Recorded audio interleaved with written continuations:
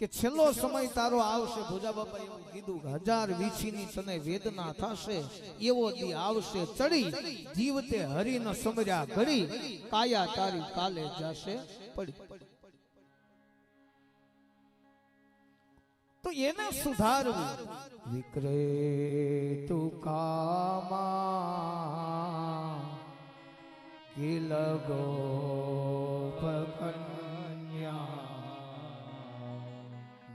મુરારી પાદા એત ચિત્તવૃત્તિ દધ્યાદિકમ્મો હવશાદ ઓચ ગોવિંદ દામો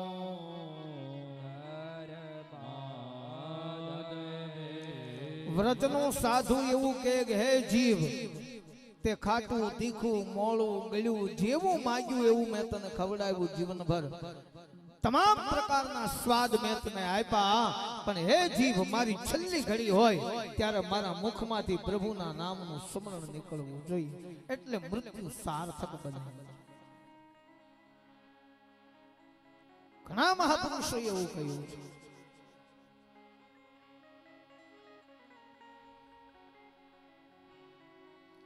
કે વારે વારે અવસર એ નહીં મળે, તમે એ ભજન હવાયા કરજો, એ તમે ભજન હવાયા કરજો. ભજન વધારો, ભક્તિ વધારો. મહાપુરુષોએ કહ્યું છે કે વારે વારે આવો અવસર નહીં મળે. તો વાનપ્રસ્થ ધર્મ આપણે ત્યાં કહ્યો છે કે ભાઈ પછી એને સંન્યાસી જીવન, એટલે સંન્યાસી બનવું એટલે ઘર બાર છોડીને નીકળી જવું, ભગવા પહેરી લેવાય, એને સંન્યાસ ન કહેવાય. હા, એ સંન્યાસ જ છે, પણ એવું નહીં માની લેવાનું કે ભાઈ ભગવા આપણે પહેરીએ તો જ સંન્યાસી કહેવાય. ગ્રહસ્થ ધર્મમાં રહી અને સર્વસ્વનો ત્યાગ કરીને જીવન જીવો એને સંન્યાસ કહેવામાં. કોઈ પણ બોજ ઉપર નહીં રાખવાનો.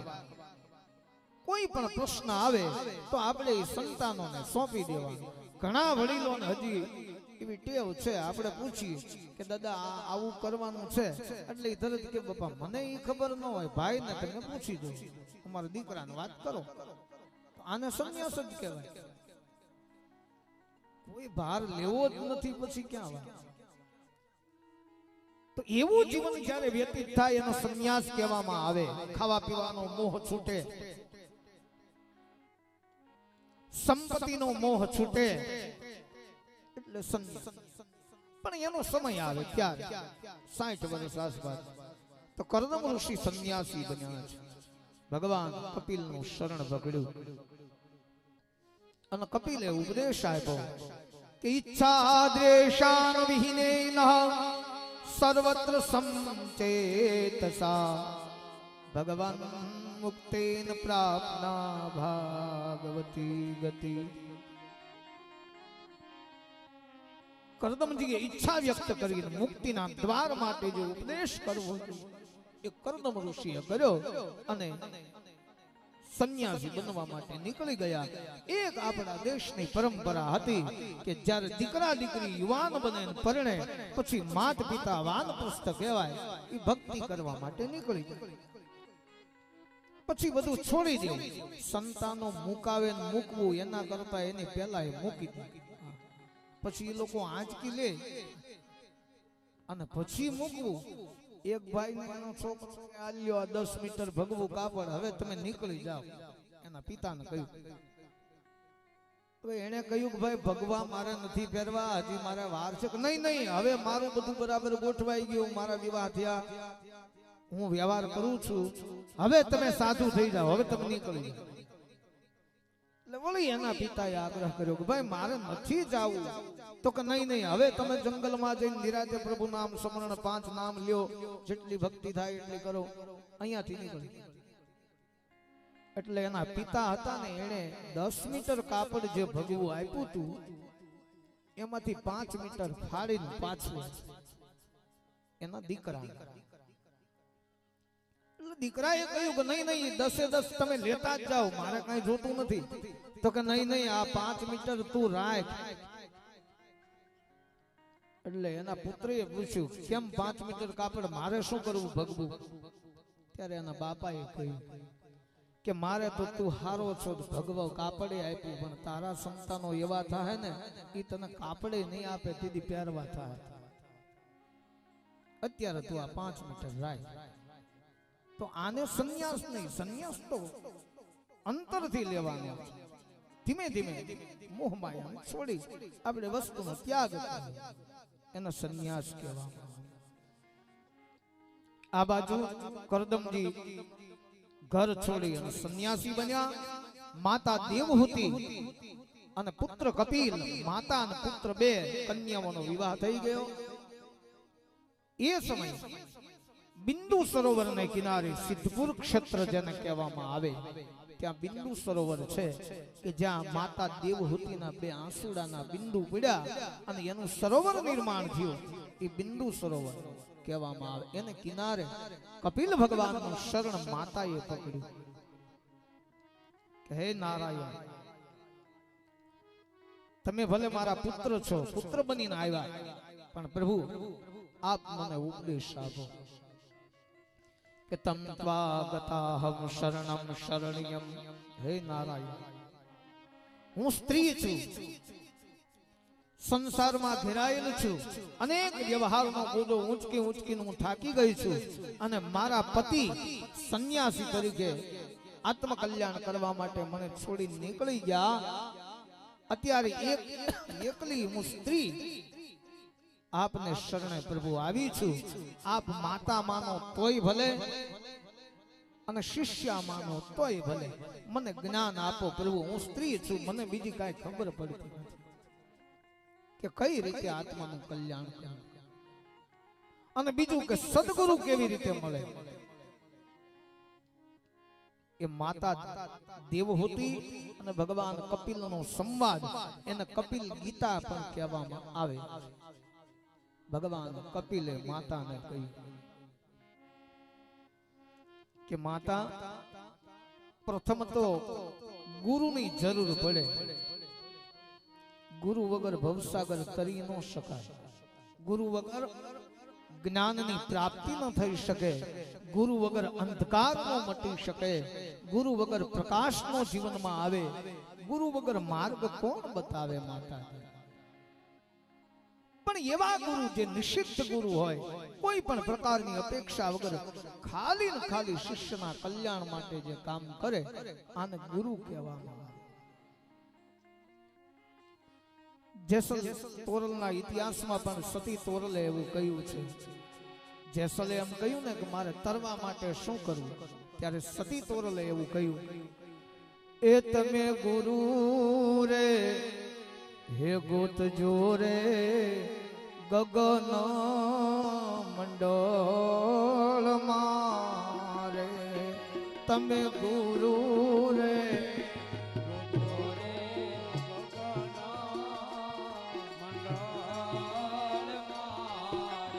એ ગુરુજી ઉતારે રે ભવ પાર.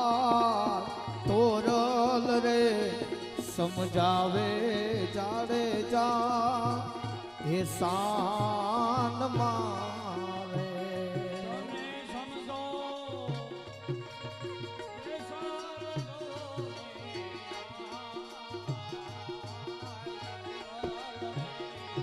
સમજાવે જાડેજા આમાં એક શબ્દ બહુ સરસ, એક કડી બહુ સરસ સતી તોરલે કહ્યું કે હે જાડેજા, જીવનને સારું કરવું હોય તો શું કરવું? હે તમે વાણી રે વર્તનને ઉજળા હે રાખજો રે. એવા વાણી રે વર્તનને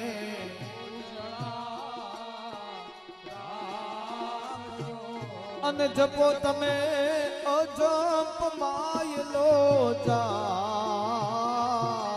તોરલ રે સમજાવે જાડેજા હે સાન મારે એવું તોરલ રે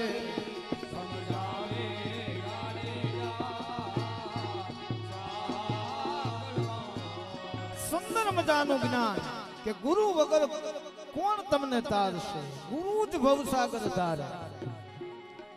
ગુરુ મહાન છે. ગુરુને પામવા માટે પ્રયત્ન કરવા પડે. શિષ્યત્વ નિર્માણ થાય એટલે ગુરુ એની મેળાએ આવે. પણ ગુરુ એવા હોવા જોઈએ જે હરિને સમર્પિત હોવા જોઈએ, નિષ્કામ હોવા જોઈએ, નિર્લેપ હોવા જોઈએ. રામાયણમાં તો બહુ વર્ણન છે, તુલસીદાસજીએ લખ્યું કે જેના પગલા કમળના સમાન નિર્લેપ હોવા જોઈએ, જેની વાણી સૂર્યના કિરણ સમાન હોવી જોઈએ. આવા બધા વિશેષણો લગાવ્યા ગુરુ. અત્યારે ગુરુ પરંપરા ઘણી ઘટી છે, ઓછી થઈ અને છે ક્યાંક, પણ ગુરુની જરૂર છે. કેમ કે મનુ મહારાજ ને શત્રુપાજી જ્યારે પ્રભુને પ્રાપ્ત કરવા માટે ગયા હતા ને, ત્યારે ધેનુમતી નદીને કિનારે આકાશવાણી થઈ હતી કે હે મનુ મહારાજ, તમારે જો ભગવાનને પ્રાપ્ત કરવો હોય તો બ્રાહ્મણો પાસેથી દીક્ષા લ્યો, એને ગુરુ બનાવો. ઈ મંત્ર આપે, ઈ જ મંત્ર તમને ફળ આપશે. ગુરુ દીક્ષા વગરનો મંત્ર ફળ નહીં આપે. એટલે ધેનુમતી નદીને કિનારે પતિ પત્નીએ બ્રાહ્મણોની પાસેથી દીક્ષા. એક સમય હતો કે બ્રાહ્મણો ગુરુ બનતા, હવે તો છોડી દીધું. એક વૈષ્ણવ સંપ્રદાય છે કે જેમાં બ્રાહ્મણો ગુરુ બને, બાકી તો મૂકી દીધું. આ ચેલાના ગુણ દોષ હવે આપણે લેવા નથી. પુષ્ટિ માર્ગ જેમાં બ્રહ્મ સંબંધ, બ્રહ્મની નજીક જાય, પરમાત્માની નજીક જાય, એવી દીક્ષા ગુરુ આપે એને બ્રહ્મ સંબંધ કહેવામાં આવે. જેમાં બ્રાહ્મણો ગુરુ. મેં પોતે પણ લીધેલી. અમારે બાગડા હમણાં મહેમાન હતા, લગભગ અરવિંદભાઈ માંગુકિયા આવ્યા છે. ઈ ગામની અંદર વૈષ્ણવો ઘણા, હરિભક્તો ઘણા છે. ત્યારે વૈષ્ણવની એવી માન્યતા કે ભાગવતનો વક્તા બ્રાહ્મણ હોવો જોઈએ, બ્રાહ્મણે પાછો બ્રહ્મ સંબંધ લીધેલો હોવો જોઈએ. આવું બધું હોય. મને તો મોડી મોડી ખબર પડી કે તો જ હાલે, નકર નો હાલે.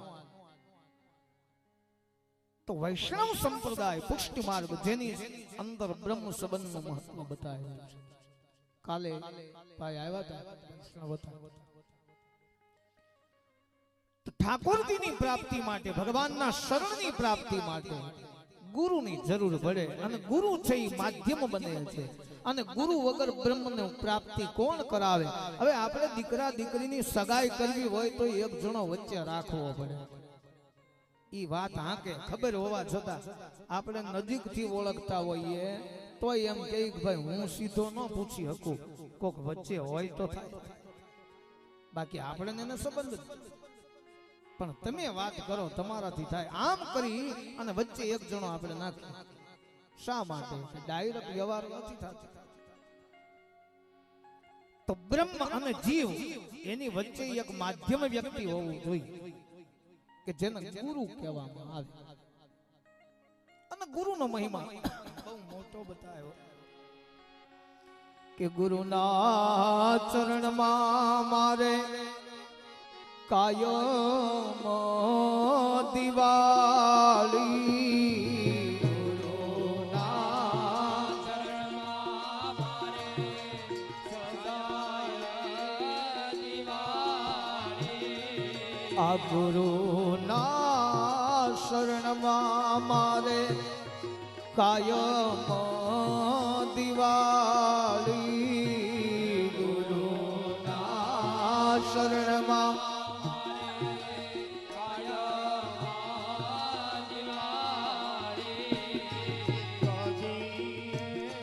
નો જાણીને તો રે ન અંધારી કદીએ.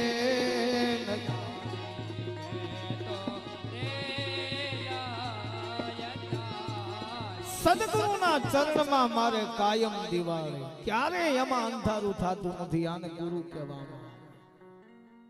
મસંદરનાથ નાથ સંપ્રદાય કે જેમાં ગોરખનાથ એકવાર ભિક્ષા માંગવા માટે ગયા અને એક ઘરેથી વડા આપ્યા ભિક્ષામાં.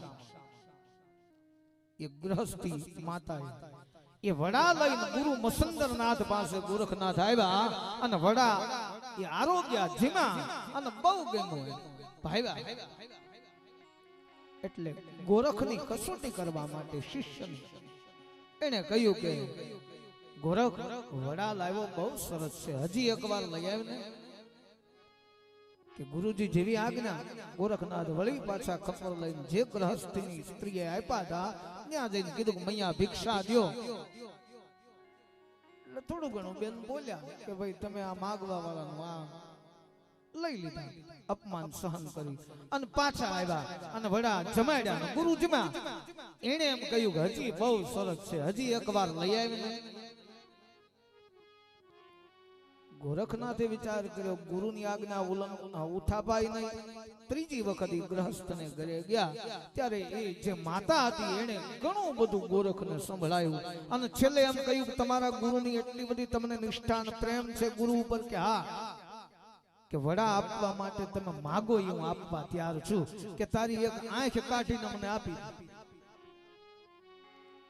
ત્યારે નવનાથ સંપ્રદાયનો સાધુ હાથમાં છીપ્યો હતો જેનાથી આંખ કાઢી અને એ માતાને આપી દીધી. લે પણ વડા આપ મારા ગુરુ. વડા ત્રીજી વાર લઈને આવ્યા ત્યાં ગુરુ સૂઈ ગયા મસંદર. એટલે વડાનું ખપ્પર બાજુમાં મૂકી ભિક્ષા પાત્ર અને ગોરખનાથ ગુરુના ચરણ દબાવવા લાગ્યા. પણ આંખમાંથી લોહી જે નીકળ્યું એના ટીપા ગુરુના પગ ઉપર પડ્યા, ચરણ ઉપર પડ્યા. એટલે જાગી ગયા મસંદર. એટલે ગોરખ તરત બીજી બાજુ ફરી ગયા, એની સામું ન જોયું અને અવળું ફરીને પછી ગોરખે એમ કહ્યું ગુરુજી તમારા માટે વડા લાવ્યો છું, આ પાત્રમાં છે. હા મેં તને મોકલ્યો તો ત્રીજી વાર પણ હું ભૂલી ગયો. સરસ કાંઈ વાંધો નહીં, પણ તારી આંખમાં આંસુડા કેમ છે? મારા ચરણ ઉપર પડ્યા અને મને એવું લાગ્યું તારી આંખમાં આંસુડા, મારી સામું કેમ ફરતો નથી? અને ગોરખે સામી દ્રષ્ટિ કરી, આંખ કાઢેલી જોઈ લોહીની ધારા જોઈ અને મસંદરનાથે કહ્યું ધન્ય ગોરખ, આ વાતની મને ખબર નહોતી કે તું ગુરુનું એટલી આજ્ઞાનું પાલન કરીશ. આંખ કાઢવાનું કારણ કે ત્રીજી વાર વડા લેવા ગુરુજી ગયો ને એટલે ગૃહસ્થી મૈયાએ મારી પાસે આંખ માંગી. પણ ગુરુ તમારાથી વધારે બીજું શું? એટલે આંખ કાઢીને મેં આપી. એ જ ક્ષણે પોતાની સિદ્ધિ દ્વારા મસંદરનાથે દ્રષ્ટિ ગોરખને આપી. આંખ તો હતી એમને આપી દીધી, પણ પછી વરદાન એવું આપ્યું કે મારા કરતા તું સવાયો થઈશ. આ ગુરુના આશીષ. એક ગામમાં ગુરુનો ચેલો આવ્યો અને ગામની બહાર ઝૂંપડી બાંધીને રહે. હવે ગામના માણસો બેહવા જાય, વરસ જરાક નબળું, વરસાદ ઓછો. એટલે એ સત્સંગ કરતા કરતા ગામના માણસોએ પૂછ્યું ગુરુજી કે ભાઈ વરસાદ થાય એવું કઈ બાપુ જાણો છો તમે? હા, 1000 રૂપિયા આપો એટલે વરસાદ. એટલે ગામના માણસો કે બાપુ 1000 નહીં, આ અત્યારે આ વરસાદની એટલી બધી તાણ છે, પાણીની ખેંચ છે, 2000 કે નહીં 1000 આપો. એટલે 1000 રૂપિયા આપ્યા. સવારમાં કે તારા ખેતરમાં જઈને જોજે. હવે હવારમાં એ ભાઈ ખેતરે જઈને જોયું તો ખેતરમાં પાણી થોડું ઘણું ગારો બધું ભીનું, આસપાસમાં ક્યાંય પાછું નહીં એવું. એટલે ભાઈને વિસ્મય થયો કે સાધુ ચમત્કારી લાગે છે કઈ, કેમ કે આટલું બધું આ મારા એકના જ ખેતરમાં. એટલે એને બીજાને વાત કરી, ગુરુ ચેલો આવ્યા છે ચમત્કાર જાણે છે, મારા ખેતરમાં વરસાદ કઈ થયો. બીજો ગયો કે બાપુ મારે વરહાવવો છે કે લાવ 1000 રૂપિયા. એના કીધું તું એ હવારમાં જોઈને જોજે. હવે એને હવારમાં જોઈને જોયું એના ખેતરમાં એવી રીતે. હવે ત્રીજો ગયો, આમ કરતા કરતા માણસો બહુ મળ્યું જવા, એટલે ચેલાએ ના પાડી કે ભાઈ હવે વરસાદ નહીં થાય. એટલે ગામના એ પૂછ્યું કે ભાઈ ગુરુજીને વરહાવો હશે તને વાંધો? આ ગુરુજીના પ્રતાપે તો વરસાદ થાય છે. આ 10 જણાના ખેતરમાં થયો. ઈ કે ગુરુજીના પ્રતાપે નથી થતો વરસાદ. કે તો કે 1000 રૂપિયા ગુરુજી લઈ જાય છે ને આખી રાત ડંકી હું થમું છું. તો ઈ ગામને ખબર પડી બાપુ ડોલે ડોલે પાણી. આ ગુરુ ચેલા ભવસાગર નો તારે. એટલે સતી તોરલે કહ્યું, હે તમે ગુરુ રે ગોતજો રે ગગન મંડળ મારે. તમે ગુરુ રે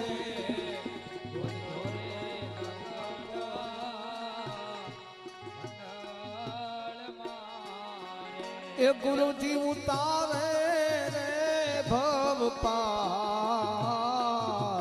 તોરલ રે સમજાવે જાડેજા એ શાન મારે. આવું તોરલ સમજાવે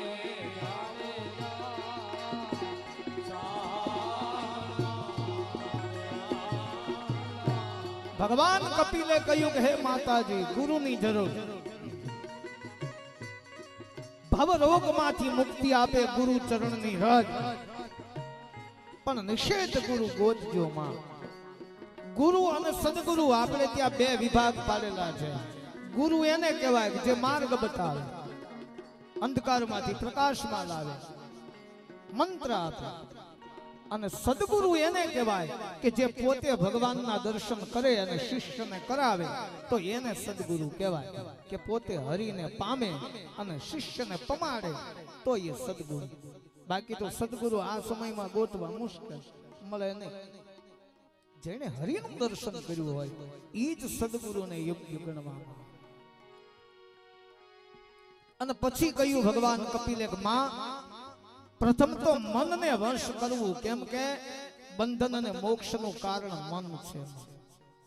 આપણું મન જો સ્થિર થાય, મન જો ભગવાનમાં લાગે, તો મનની ગતિ ન્યારી છે માતાજી. મન બહુ ચંચળ છે અને એની ગતિ એટલી બધી તીવ્ર છે.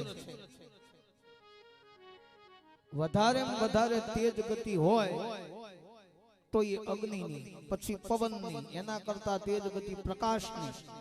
કે આકાશમાં વીજળીનો ચમકારો થાય અને પૃથ્વી ઉપર તરત દેખાઈ જાય. આ તેજ ગતિ પ્રકાશની.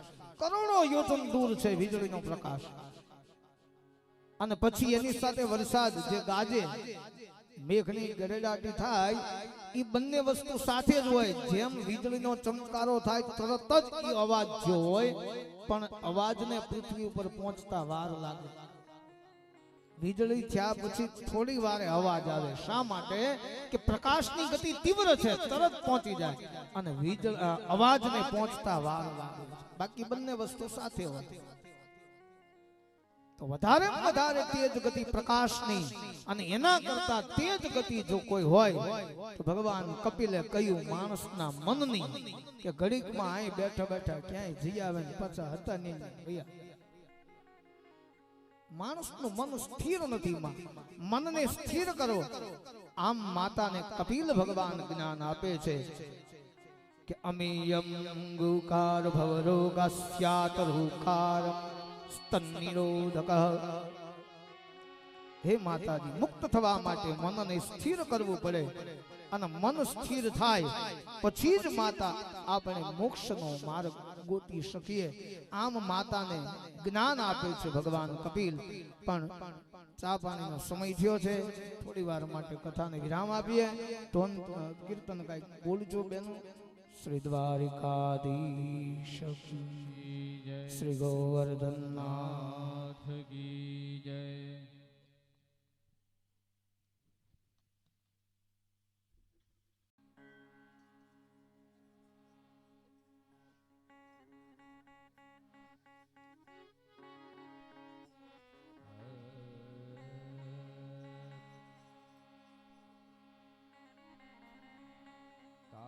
રસિયો રૂપાળો રંગ રેલિયો રે ઘેરે જાવું ગમતું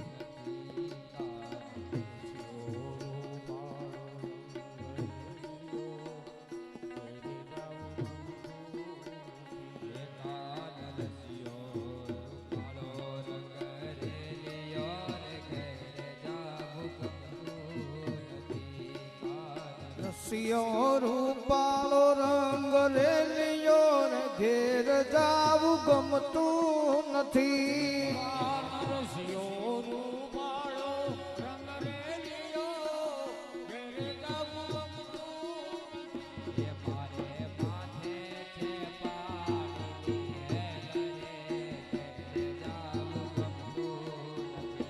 મારે માથે છે પાણીની હેલ રે ઘેર જાવું ગમતું નથી. હે મારી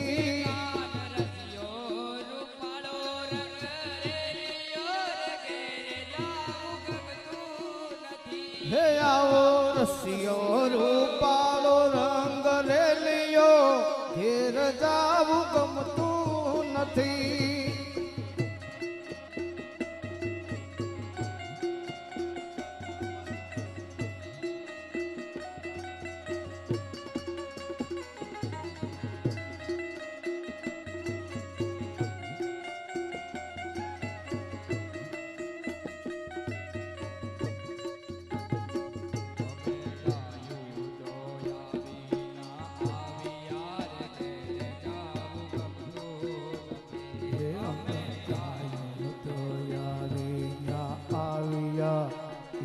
જાવું ગમતું નથી.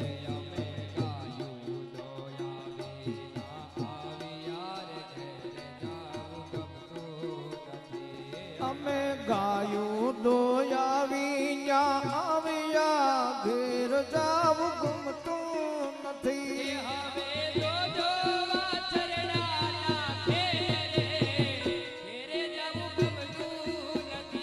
હવે જોજો વાછરડા ના ખેલ રે ઘેર જાવું ગમતું નથી.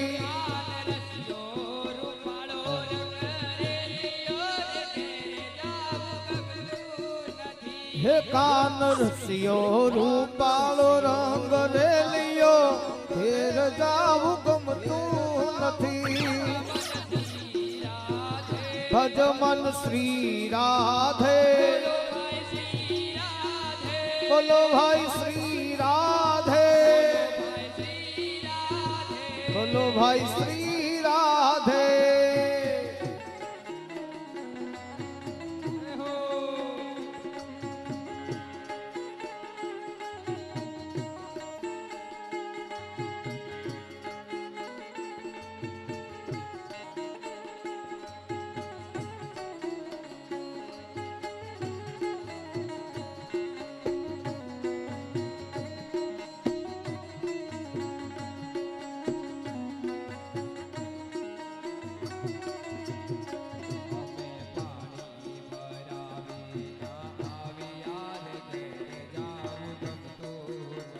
હે અમે પાણી ભરાવી ન્યા આવ્યા ઘેર જાવું ગમતું નથી.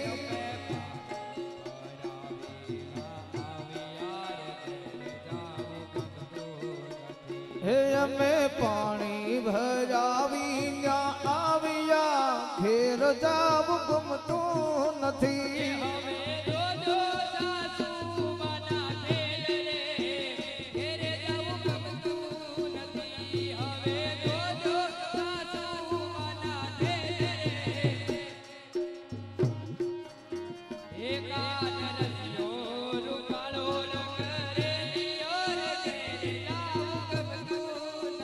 હે કાન રસિયો રૂપાળો રંગ રેલિયો ઘેર જાવું ગમતું નથી. ભજમન શ્રી રાધે બોલો ભાઈ શ્રી રાધે બોલો ભાઈ શ્રી રાધે.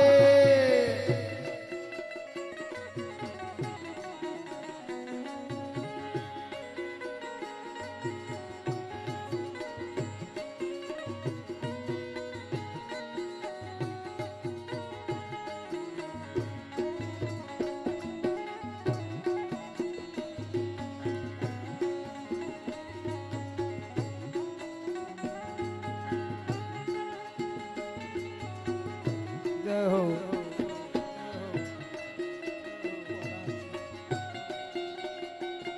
જય હો.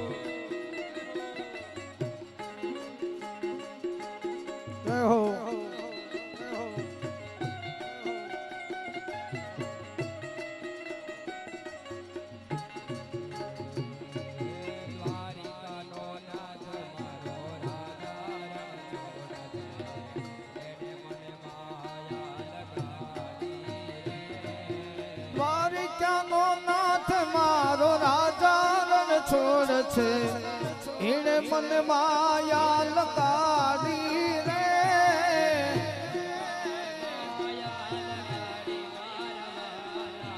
એણે મને માયા લગાડી મારા વાલા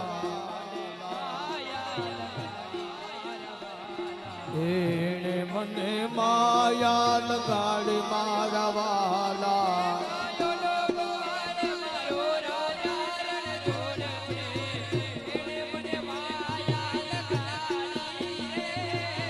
ગાયોનો ગોવાળ મારો રાજા રણ છોડ છે એણે મને માયા લગાડી રે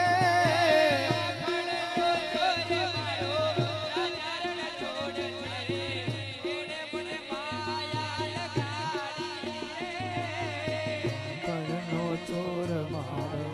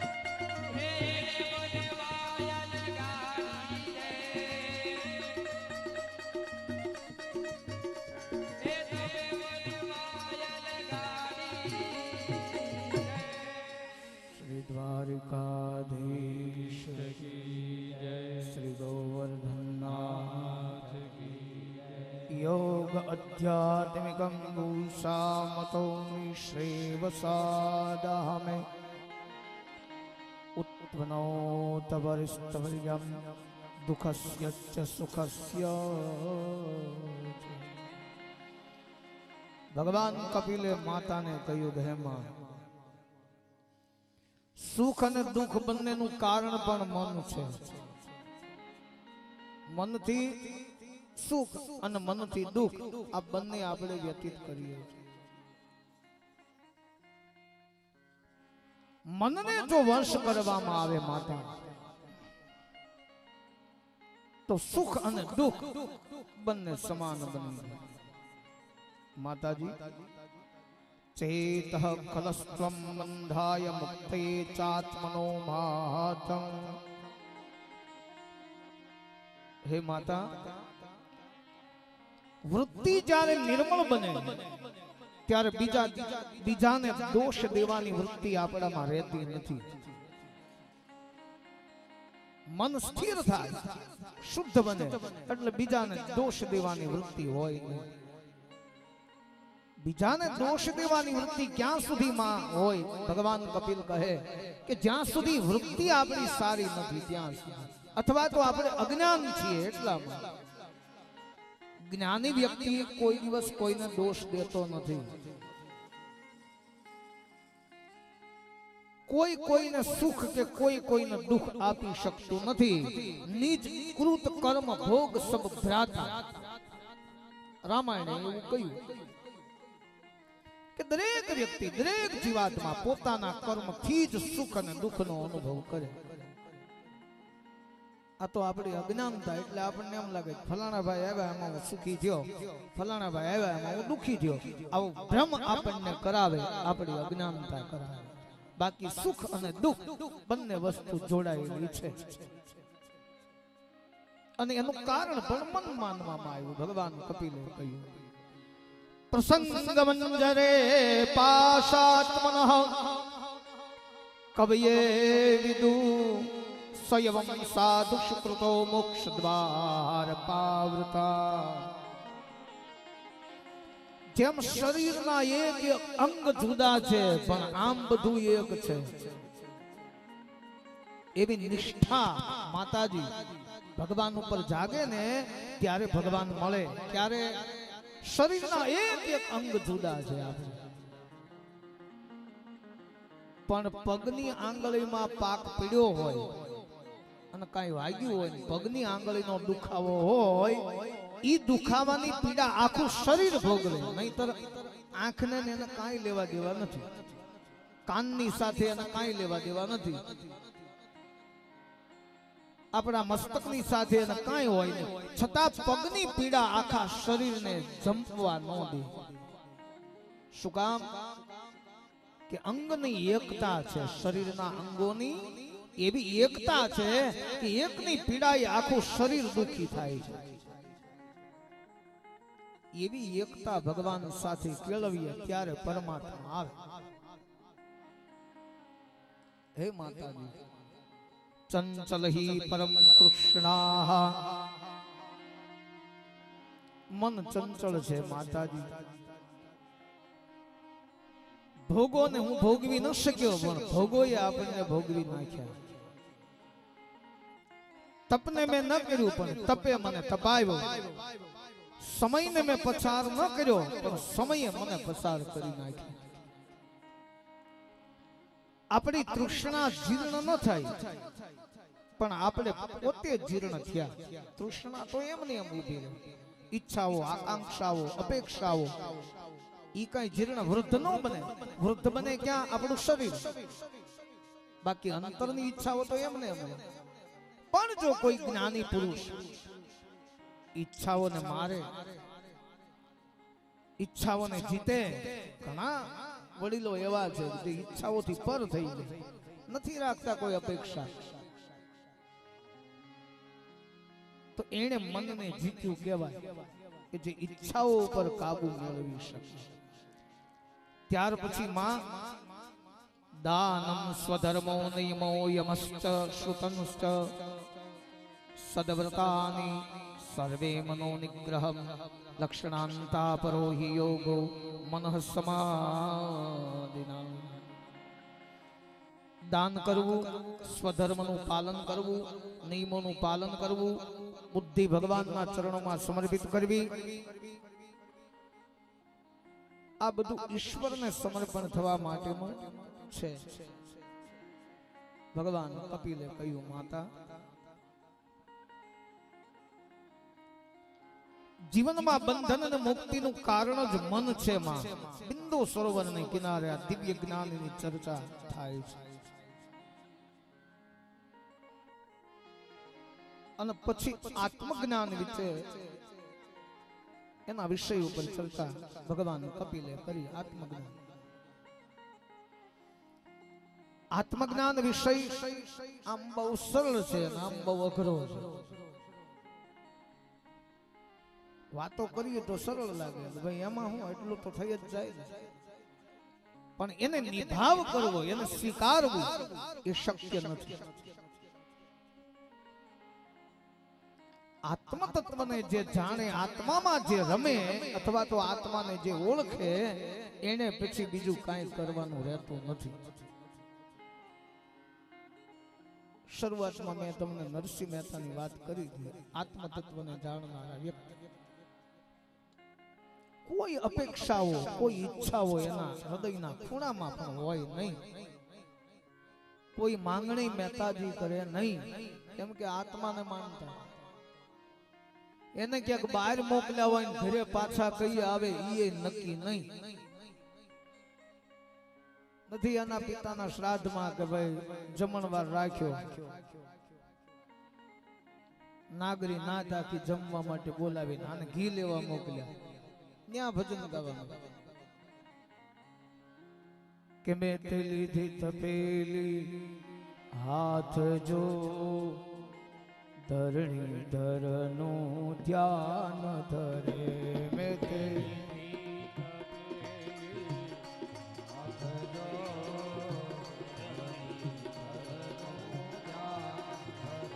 એ મુખ ગોવિંદ ગોવિંદ ગોપાલ ગો, ધરણી ધરનું ધ્યાન ધરે.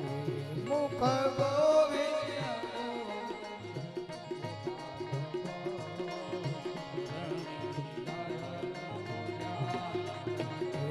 મેં તે લીધી તપેલી હાથ જો ધરણીધરનું ધ્યાન ધરે મેં તે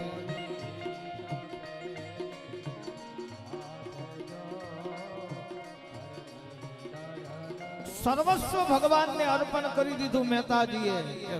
પોતાનો વ્યવહાર એનો બોજ પણ ભગવાન ઉપર, પોતાએ કઈ કરવા જ નહીં, બધું જ ભગવાન કરે. આકે હોય કે ભગવાન ઉપર છોડી દેવાય. અને જે આત્મ તત્વને જાણે અને ભગવાનની નજીક વયો જાય પછી એના કામ ભગવાનને કરવા પડે. પછી એના કામની ચિંતા એને ન હોય. કુંવરબાઈને આણું વળાવવાનો સમય આવ્યો. દીકરી યુવાન થઈને સાસરામાંથી સમાચાર આવ્યા કે ભાઈ આણું હવે વળાવો. ત્યારે દીકરીને તૈયાર કરવી હતી અને એમના પત્ની એમ કહ્યું કે દીકરી માટે કઈક ઉધાર કોઈ સોની કઈક આપે તો થોડું ઘણું કઈક લેતા. હવે આને તો કોઈ આપે એમ હતું નહીં. ભગવાનના ભક્તને કોઈ કાંઈ આપે નહીં. એની જગત કિંમત કરતું જ નથી, આજ પણ નથી કરતું. હા, ભજન જે કરે સાચી એમ. બાકી નકરું જમાવટ કરવો હોય મારી તો વાહ વાહ બધા કરે જ. પણ જો ભજન કરવું હોય, ભક્તિ કરવી હોય તો એના અન્ન પણ ખાવા નથી મળતું. એવા આશ્રમો મેં જોયેલા છે કે ત્યાં કોઈ જાતું નથી. તો નરસિંહ મહેતાને મોકલ્યા, કોઈ કઈ આપ્યું નહીં. આ બાજુ કુંવરબાઈ વિચાર કરે, એની પત્ની માણેક મહેતી વિચાર કરે કે દીકરીને વળાવવાનો દીકરીને સમય આવ્યો. આ ગયા હજી આવ્યા. નરસિંહ મહેતાએ ભગવાનને પ્રાર્થના કરી, હે નારાયણ, હે દામોદર, તમે કઈ કરજો. હું જાઉં તો છું પણ મારી પાસે કઈ છે નહીં. હવે મહેતાજી તો હોની દુકાને ભજન મળ્યા ગાવા. આ બાજુ ભગવાન શ્રી કૃષ્ણ દેવલોકમાંથી આવ્યા, સાથે પટરાણીઓને લેતા આવ્યા. એવા અલંકૃત આભૂષણો દેવતાએ આવી કુંવરબાઈને શણગાર્યા અને એક સાડી મહેતીને નરસિંહ મહેતાના પત્નીને પણ આપી, તમે પહેરો. હવે આણે પૂછ્યું કે આ કોને મોકલ્યું? કે નરસિંહ મહેતાએ. એને કઈક કામ છે, એ ભજન ગાય છે એટલે અમને મોકલ્યા કે તમે આ વસ્તુ પહોંચાડી આવો, એટલે અમે દેવા માટે આવ્યા.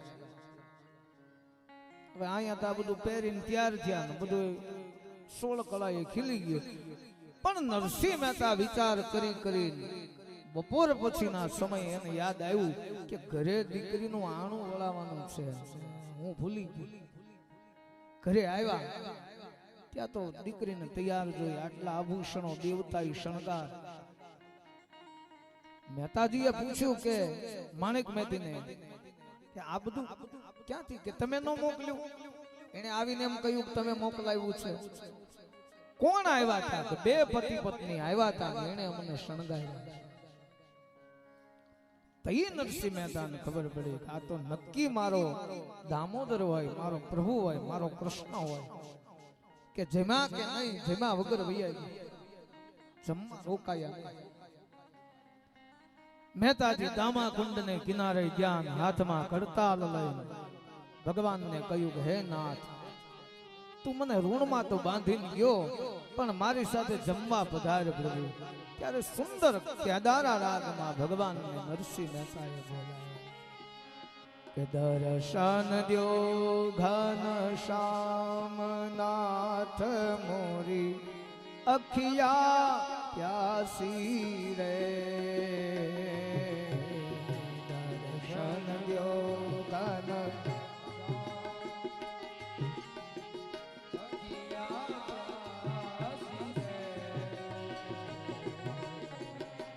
द्वार दया का जब तू खोले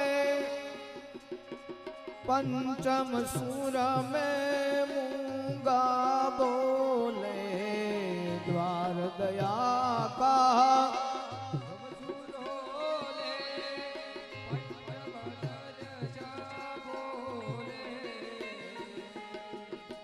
अंधा देखे लंगड़ा चल कर अंधा देखे पहुँचे काशी रे दर्शन ल्यो घनश्याम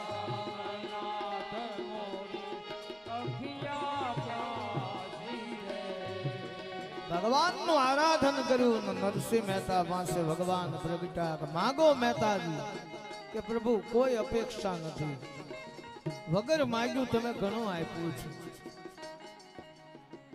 પણ પ્રભુ આપ મને દર્શન આપો આને આત્મજ્ઞાન કહેવામાં આવે કોઈ પ્રકારની દુઃખ કે વ્યથાથી બંધાયેલા મહેતાજી નથી તો ભગવાન કપિલે કહ્યું પુરુષ અને પ્રકૃતિ આખું જગત જેનામાં વ્યાપ્ત થઈને પ્રકાશિત થયું છે અને આપણે દેખાઈ રહ્યું છે એ પરાદ પર બ્રહ્મ પુરુષની રચના છે પછી પ્રકૃતિ દરેકના હૃદયમાં અલગ અલગ હોય છે પ્રકૃતિ બધાની અલગ અલગ હોય એક હોતી નથી ભગવાન કપિલે કહ્યું કે માં તદસ્યમ સંસ્કૃતિરવંદનમ પારતત્રમ ચ તત્કૃતમ ભવત કર્તુ ઋષસ્ય સાક્ષિણો નિવૃત્તા જે પુરુષ સદા સર્વદા સ્વતંત્ર છે સ્વાધીન છે અકર્તા છે સાક્ષી આનંદરૂપ હોવા છતાં એ પરમાત્મા પુરુષને જન્મ મૃત્યુ બંધન એ એને ભોગવવું પડતું નથી અને આ બધાથી પર છે જે અવિનાશી છે એ જ બ્રહ્મ છે હે માં એ બ્રહ્મના શરણનો આશ્રય તમે કરો બાકી જગત તો નાશવંત છે માતાજી એ સમાન છે આકાશ આટલું બધું વિશાળ છે આટલું બધું મોટું આકાશ છે પણ પાણીનો ઘડો તમે ભરો આખો અને પછી એમાં જુઓ તો આકાશ અવળું કેવું જ લાગે નહીતર કેટલું વિશાળ કેમ કે સીમિત રૂપને ધારણ કરે તો માં પ્રકૃતિ અને એનાથી પર થઈને પરબ્રહ્મ બેઠો છે એ જ્યારે જ્યારે ઈચ્છા થાય ત્યારે માનવી લીલા કરે છે બાકી અવિનાશી બ્રહ્મ છે આવિકારમ દુરત્વાનો ત્રિગુણાત્માનામ ત્રણેય તાપથી ભર છે ત્રિવિધ તાપનું શમન કરનાર બ્રહ્મ છે હે માતા સત્વ રજ અને ત્રિગુણાત્મક અવ્યક્ત નિત્ય અને જે કાર્ય કારણ રૂપ છે એ જ પરબ્રહ્મ છે જે કાળથી પણ પર છે પણ મનને જો વશ કરીને મનથી પાર થાવ માં તો આ આત્મજ્ઞાન તમને સમજ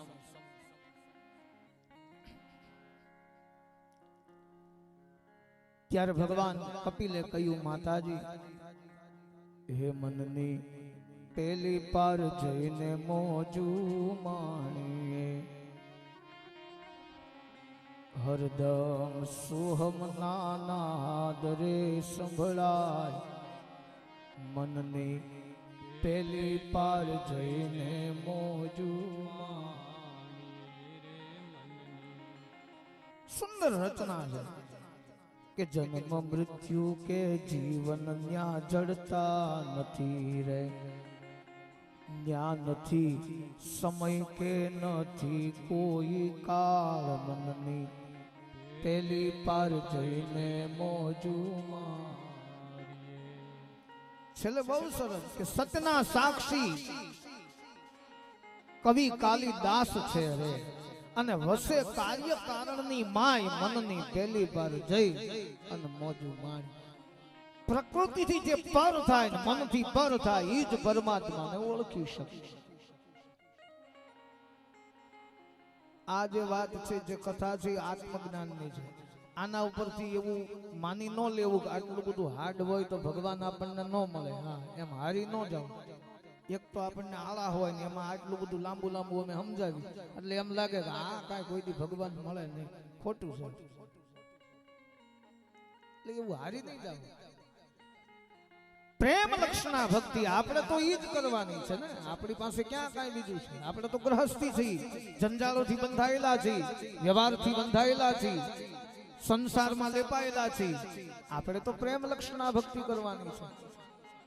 પણ એવી ભક્તિ, એવો પ્રેમ ભગવાન તરફ કે ભગવાનને કોઈના કોઈ રૂપે આપણે આંગણે આવવું પડે. પુરુષમ પ્રકૃતિર બ્રહ્મમ વિમુક્તિ કરહિચિદમ અન્યોપાશ્રયશ્ચ નિત્યવાદયો પ્રભુ. ભગવાન કપિલે સુંદર જ્ઞાન માતાને આપ્યું, પછી ચિત્તને પ્રસન્ન કરવા માટે માં તમે આટલું કરો કે પ્રથમ તો માતાજી ધર્મનું આચરણ કરો. આપણો જે ધર્મ હોય એનું આચરણ નિમિત્ત થવું જોઈએ. ધર્મ છે એટલું જ નહીં, એ ધર્મને પાળો, એ ધર્મને એટલો બધો નિયમથી સ્વીકારો કે જે ધર્મનો પ્રકાશ પડવો જોઈએ. ધર્મનું આચરણ કરો અને જીવનમાં સંતોષ રાખો. પ્રભુ જેટલું આપે એ પ્રભુનો ઉપકાર છે. જેટલું પણ આપણને આપ્યું છે એ ભગવાને આપણી લાયકાત પ્રમાણે જ આપ્યું છે અને એ પ્રમાણે જ આપે છે. બધાને બધાનું આપે છે. પરમાત્માની કળા કોણ પામી છે? હવ હવનું હવને આપે પ્રભુજી, સૃષ્ટિનો સર્જનહાર. આવી તારી કળા અપરંપાર. બધાને બધું ભગવાન આપે છે. પછી આત્મજ્ઞાની હોય, કોઈ જ્ઞાની પુરુષ હોય, કોઈ સાધુ સંતો હોય, વિદ્વાન બ્રાહ્મણો હોય, મહાપુરુષ હોય, આના શરણનો આશ્રય કરવો, જેમાંથી થોડું ઘણું આપણને જાણવા મળે, જ્ઞાન મળે, કઈક માર્ગ મળે. પછી નિવૃત્ત ધર્મ કહેવામાં આવ્યો છે, જે મેં આગળ તમને કહ્યું કે નિવૃત્તિ લેવી, નિવૃત્ત ધર્મ છે. પછી પવિત્ર અને પરિમિત ભોજન કરવું, ઓછું ખાવું. શાસ્ત્રના નિયમ પ્રમાણે ભોજન ઓછું કરવું, ભોજન વધારે કરવું. એક જ વાર જમવું અને 3 વાર ભોજન કરવું. નિયમ એવો છે. કાલથી એમ કરી નાખું, રહોડે વચમાં કેવું એક જ ટાઈમ તમતારે અમે કરશું. ભોજન પરિમિત કરવું, પણ શુદ્ધ ને સાત્વિક જમવું, જેનાથી સારા વિચારો આવે, સારી દ્રષ્ટિ આપણી થાય, કે જગત આપણને સારું દેખાય, જગતના માનવીઓ હારે દેખાય, એવી દ્રષ્ટિ આપણામાં આવવી જોઈએ. પછી ભગવાન કપિલે કહ્યું કે હે માં, વિષયો, આસક્તિ, સુખ, આ બધું એનો ત્યાગ કરો. ત્યાગ ભાવના પણ માતાજી હોવી જોઈએ. માતા દેવહૂતિ કહે, યથા સાખ્યેષુ કથિતમ યન્મૂલમ તત્ પ્રવક્ષ્યતે ભક્તિ યોગસ્ય મે માર્ગમ બ્રૂહિ વિતસ્તરશ પ્રભુ. ભગવાનના શરણનો સદાય આશ્રય રાખવો, કાયમ ભગવાન સાથે નિવાસ કરતા હોય એવો ભાવ વ્યક્ત કરવો. અને મોક્ષ એ તો ભગવાનને આપવાનો છે. મોક્ષ તો પરમાત્મા આપશે, પણ આપણે જીવન એવું કઈક જીવવું છે કે જેનાથી ભગવાન મોક્ષ આપે. આપણે તો એવો પ્રયત્ન આપણે કરીએ જેનાથી મોક્ષ મળે. સાલોક્ય સાષ્ટિરમામિ. કપિલ ભગવાન કહેવા લાગ્યા કે માતા, આવી રીતનું જીવન જીવશો અને પવિત્ર જીવન જીવશો, ધર્મમય જીવન જીવશો તો માતાજી પરમ ગતિની પ્રાપ્તિ થશે. બાકી તો જે પરમ પદને પામેલા મહાપુરુષો છે એ તો મોક્ષની ઈચ્છા નથી કરતા. નરસિંહ મહેતાએ કહ્યું ને કે વૈષ્ણવ જન તો મુક્તિનો માગે, માગે જન્મ જન્મ અવતાર. એ મોક્ષય નથી માંગતા, ભગવાન પાસે કોઈ વસ્તુની માંગણી કરતા નથી, પણ છતાં પરમાત્મા વગર માંગ્યું આપે છે. બાકી હે માં, કામીની ગતિ એ તો દુર્ગતિ છે માં. એનું વર્ણન તો શું કરવું માતાજી આપની આગળ. કેમ કે જીવાત્મા ગર્ભાવસ્થાની અંદર આવે છે ત્યારે અનેક પ્રકારની વેદનાઓનું દુઃખને સહન કરે છે અને જન્મ ધારણ કરે. જન્મ ધારણ કર્યા પછી જે મૂળ કર્તવ્ય માનવીનું હોય એ વિસરી અને બીજામાં લાગી જાય છે. આપણે માનવ બનીને આવ્યા છીએ, સારા કુળમાં જન્મ મળ્યો, માન પ્રતિષ્ઠા મળી, સંપત્તિ મળી, સારું પહેરવા ઓઢવા વસ્ત્ર મળે, ખાવા અન્ન મળે, ઘણું બધું વાપરીએ, સુખીથી ફરીએ, એટલી સંપત્તિ મળે, તો પછી અપેક્ષા કરવાની ક્યાં જરૂર રહી? છતાંય આપણે અપેક્ષાઓ લઈને બેઠા છીએ કે આ વણના વરહમાં બહુ હરખું નહોતું. દાદા કઈ યંત્ર હોય તો આપો ને. 2 વર્ષ થતા અમારા યંત્ર પીડ્યા છે, કામ નથી આપતા. સરકારના યંત્ર જે કામ આપે, ગમે એવા સિદ્ધ કરેલા હતા ને તો અમે ઘરે જ બેઠા બેઠા, કોઈ અમને બોલાવતું નહોતું. અને પછી જયારે બોલાવા મળ્યા ત્યારે અમને બીક લાગતી હતી કે હવે જવાય નહીં, ભલે બોલાવે, 5 કામ જવા દો પણ આપણે એ કામ કરવું નથી. છતાં પણ ભગવાને બધાનું બધું આંક્યું કે નહીં? તકલીફ તો પડી હોય આપણને બધાને, પણ છતાં પરમાત્મા અહીંયા આંક્યું છે બધા, ઈશ્વર આપી. અને એ સમયે સમયે પરિવર્તન એવું તો બધું થવાનું અને હવે તે એવું વધવાનું. હા, તમે એવું ન માની લેતા કે 2 વર્ષ હતા ને વિયાઈ ગયા હવે જલસા છે, નહીં, હજી આવું આવશે. કેમ કે પ્રકૃતિ જ્યારે પોતાનો નિજ મર્યાદા છોડી દે ત્યારે પ્રકોપ વરસાવે. અને પ્રકોપ ક્યારે થાય? જ્યારે પૃથ્વી ઉપર ધર્મ ઘટે ત્યારે. અને ધર્મ ઘટશે એટલે પૃથ્વી અકળાય એટલે પ્રકોપ વધશે. આપણે એવું માનીએ છીએ કે ધર્મ ઘણો થાય છે, નહીં, થાય છે તો એ ખાલી થાવા ખાતો, નિયમ પ્રમાણે થતો નથી. તો બને એટલું સત્કર્મ કરો, પુણ્ય કર્મ કરો, પ્રભુ ભજન કરો. વ્રત ઉપવાસ આ બધું બહુ ફળ આપતું, અત્યારે નથી આપતું. શું કામ? કે ફરાળનું પ્રમાણ વધી ગયું. ફરાળનું પ્રમાણ એટલું બધું વધી ગયું છે કે એની કરતા જમવું સારું એવું થઈ ગયું, એટલે ફળ નથી મળતા, સીધી વાત. તો આ બધું આપણને એમ લાગે કે 11 શું અમારા ગામમાં 100 જણાએ કરી, પણ હોય ફરાળ કેટલું કરે, એમાં ફળ ક્યાંથી મળે? ભગવાનને અર્પણ ક્યારે થાય? તમે કઈક ત્યાગ કરો તો, બાકી તો ભૂખ્યું રહેવાની જરૂર જ નથી. શા માટે રહેવું? આપણાથી થઈ શકે એમ નથી તો કરવાનું જ નહીં. ખાલી ને ખાલી ભજન કરો, પ્રભુ નામ સ્મરણ કરો,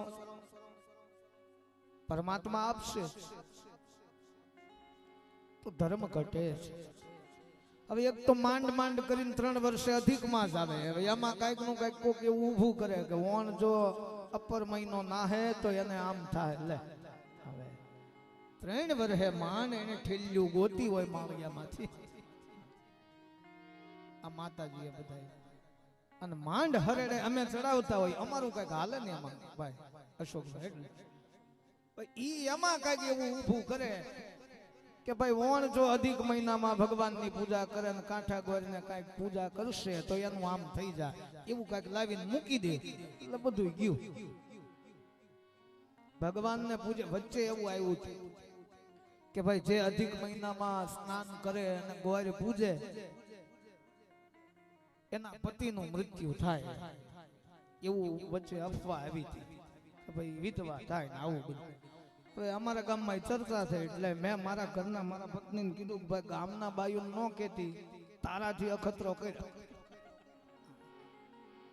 15 દી પૂંજ જો સલામત રહે આપણું બધું તો ગામને સલાહ દેવું, પણ પરબારું કોઈને આપણે કહેવું નથી. એટલે પ્રયોગ જે કરવો હોય આપણેથી કરવો પડે ને, કઈ બીજાને ન સિંધાય. એટલે અમે એ ટ્રાય કરી, 20 દિવસ ગયા, 10 જ રહ્યા. પછી ગામને એમ થયું કે આ ગોરાણી કાયમ જાય ને ગોર દાદા તો આંટા મારે. હવે વાંધો નહીં, ગામે વાટે જ હતું કે કેમ થાય છે. પણ કહેવાનો અર્થ કે આવી અંધશ્રદ્ધા છે, આ બધામાં ન પડાય.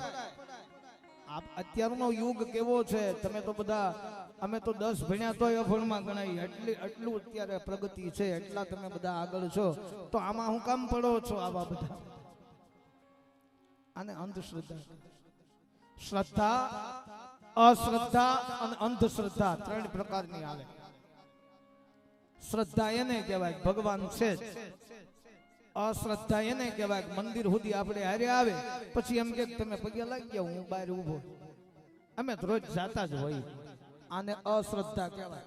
ત્યાં સુધી આવ્યો છો પગથિયા ચડવામાં વાંધો હું પણ નો આવે, ઈ અશ્રદ્ધા. એને આમ માને છે ઈ, પણ અંદર નો આવે.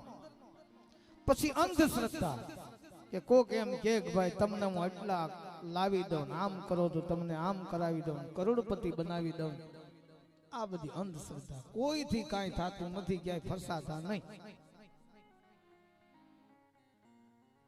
દરેક વસ્તુ પૃથ્વી પર અત્યારે એટલું બધું પ્રકોપ છે, આવું બધું વધી ગયું છે કે જેનાથી ઘણા પરિવારોના શોષણ થાય છે, ઘણા પરિવારો બરબાદ થયા, ઘણા પરિવારોની આજીવિકા છીનવાઈ ગઈ. આમાં બધે ફસાવા છે.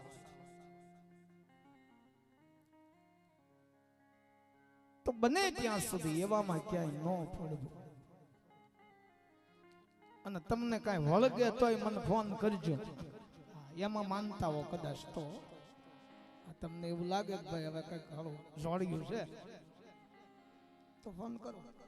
હું ભૂવો નથી, આ તો તમારા મનમાંથી કાઢવાની વાત છે. શ્રદ્ધા રાખો પરમાત્મામાં, નિષ્ઠા રાખો. બને એટલી માત પિતા વડીલોની સેવા કરો, ગુરુજનો બ્રાહ્મણો સાધુ સંતો આને આદર સન્માન આપો, મા બાપની સેવા કરો. ગરીબ ગુજાર કુટુંબની અંદર કોઈ નબળી પરિસ્થિતિમાં જીવતો હોય એને મદદરૂપ થાવ. એને એમ ન લાગવું જોઈએ કે હું એકલો ગરીબ છું, મારા 100 હગા છે. એને આગળ લાવવાનો પ્રયત્ન આપણે કરીએ. આ બધા પરોપકારના કામ છે. ભગવાને કાંઈક આપ્યું હોય તો આ બધા પરોપકારના કામ છે, આવું કરો. સમયે સમયે જ્યારે જ્યારે ભગવાન તમને તક આપે ત્યારે સેવાકીય પ્રવૃત્તિ કરજો. અને બને ત્યાં સુધી તમારા હાથથી કરજો, નજર સમક્ષ કરજો. આમ કોઈની વાટમાં નહીં રહેવાનું કે 12 લાખ રૂપિયા તમે કરી નાખજો, એવું નહીં કરવાનું. આપણને એમ ઈચ્છા જાગે કે 1,11,000 વાપરવા છે, કપડા કે મીઠાઈ લઈને નીકળી જવાનું. જ્યાં જરૂર લાગે ગરીબ ગુજારના છોકરાઓને દેવું, રાજી રાજી થાય. એ આશીર્વાદ તમને મળશે, તમે કરોડપતિ બનશો. કેમ કે ઈ લાગશે. ગાયોની જ સેવા કરવી હોય તો રોડે ઘણી બેઠી, એને કઈક નાખજો. તો ઘણી બધી સેવાઓ છે, પણ શરૂઆત આપણા ઘરેથી કરવી. આ બધું કરો એની સાથે કે આપણા મા બાપ દુખી નથી ને એનો ખાસ ધ્યાન રાખો. જો માત પિતા સંતાપ આપશે, એનો આત્મા આપણને સંતાપશે તો આપણે ક્યારે સુખી નહીં. ઈ રાજી હોવા જોઈએ અને એને ગૌરવ થવું જોઈએ. મારો દીકરો આ બધું સત્કર્મ કરે, હું રાજી છું. પણ ઘણી વાર તો એવું બને કે માત પિતા પાસે ફૂટી કોટી ન હોય અને છોકરા લાખોનું દાન કરતો, ત્યારે માત પિતાનો સંતાપ લાગે કે ભાઈ અમે ઊંચીના ગોતતી છે ને દાન. તો આવું ન કરવું. સત્કર્મ કરો, ધર્મ કર્મ કરો, પણ શરૂઆત આપણા ઘરથી કરવી. તો ભગવાન કપિલે એમ કહ્યું કે માતાજી ગર્ભ અવસ્થામાં જીવાત્મા આવે ત્યારે અનેક પ્રકારની વેદનાઓને સહન કરે, પણ બહાર આવ્યા પછી જન્મ ધારણ કર્યા પછી એ તમામ વેદનાઓને ભૂલી અને અહંકારમાં, કમંડમાં, માયામાં બધે લોપાય અને દુર્ગતિને પ્રાપ્ત કરે. તો સદગતિ માટે માં જ્ઞાનની જરૂર છે, સદગતિ માટે આત્મજ્ઞાનની જરૂર છે. તો પૂજા પાઠ, સેવા, સત્કર્મ આ બધું કરવું. ભગવાન કપિલે પોતાની માતાને કહ્યું. છેલ્લે જ્ઞાન આપ્યા પછી માતા દેવહૂતિએ ભગવાન કપિલ પાસે વરદાન માંગ્યું કે પ્રભુ મને એવું વરદાન આપો કે આ ક્ષેત્ર જે છે સિદ્ધપુર ક્ષેત્ર, આ ભૂમિ જે છે અહીંયા કોઈ પણ પુત્ર આવીને એની માતાનું પિંડદાન કરે તો એને પરમ ગતિની પ્રાપ્તિ થવી જોઈએ. એ માતાનો આત્મા ક્યારે ભટકવો ન જોઈએ. એટલે આપણે ત્યાં શ્રાદ્ધનું મહત્વ છે સિદ્ધપુરમાં, કે સિદ્ધપુરમાં જઈને તમે માતાનું શ્રાદ્ધ કરો તો પછી માતાના આત્માને ક્યારે ભટકવો ન. બિંદુ સરોવરને કિનારે સુંદર જ્ઞાન આપી જેને કપિલ ગીતા તરીકે ઓળખવામાં આવે. ભગવાન મૈત્રીજીએ કહ્યું હે નિષ્પાપ વિદુરજી, તમારા પૂછવાથી આ મેં ઉપદેશની દિવ્ય કથા આપને કહી. આમ કહી તૃતીય સ્કંદ સમાપ્ત કરે. હરિઓમ તત્સત. શ્રી કૃષ્ણાર્પણમસ્તુ. શ્રી દ્વારિકાધીશ કાયેન વાચા મનસેન્દ્રિયર્વા बुद्ध्यात्मना वा प्रकृति स्वभाव करोज्मियद्य सकलं परस्मै नारायणाय समर्पया. श्री द्वारिकाधीश की जय. श्री गोवर्धननाथ की जय.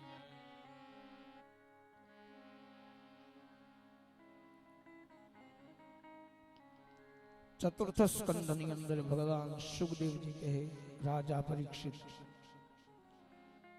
પ્રસૂતિર્માનવ દક્ષઃ ઉપમેવ જાત્મજો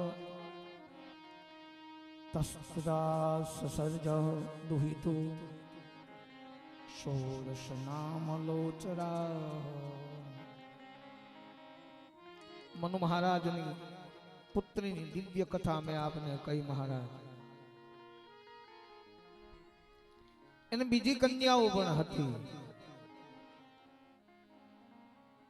ત્યાર પછી હે રાજન, કર્દમ ઋષિની જે નવ કન્યાઓ જે સાસરે હતી એ કન્યાઓ, એમાં 16માં ભગવતી સતી જે શિવજીના પત્ની બન્યા, જે દક્ષની પુત્રી હતી. એમાં